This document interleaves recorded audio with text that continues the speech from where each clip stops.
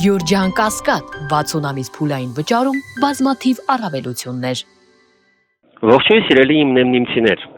հույս ունեմ, որ լավ եք, ընկճված չեք, թե կապված մեր կարգավիճակի ու թե երկրի ընդհանուր իրավիճակի հետ։ Այս 3 տարիների ընթացքում գործող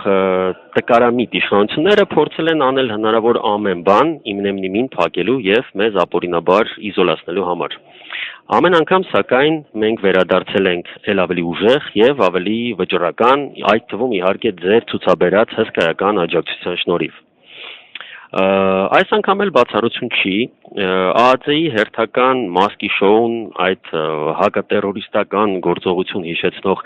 բեմադրությունը ինձ մոտ մի կողմից առաջացնում է ժպիտ, մյուս կողմից ափսոսանք, որ քաղաքական իմպոտենտ այս իշխանությունները ազգային անվտանգությունը օգտագործում են, օրինակ մեր տանը ֆլեշկաներ փնտրելու կամ տաղավարի շտատիվներն ու լույսային սարքերը առգրավելու նպատակով։ Զավեշտ է նաև, որ գտնվում են դատավորներ, որոնք տալիս են խուզարկման եւ ձերբակալության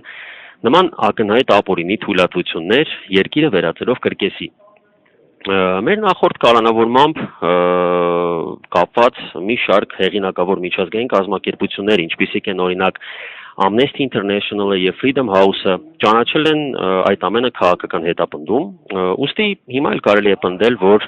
Գերագույն գլխավոր ծաղրածուն նման ճղճիմ քայլերով հետս սպառում է թե սեփական ռեպրեսիվ ռեսուրսը ու թե այն լիմիտները, որոնք իրեն տվել են մեծահոգաբար արևմուտքը։ Ընտանիքիս անդամներն ու փաստաբանս Արսեն Բաբայանը ինձ մշտապես փոխանցում են ձեր անհանգստությունները, մտահոգությունները կապված իմ արմավիրի քրեակատարողական հիմնարկում հերթական անգամ հայտնվելու հետ։ Սակայն ուզում եմ ձեզ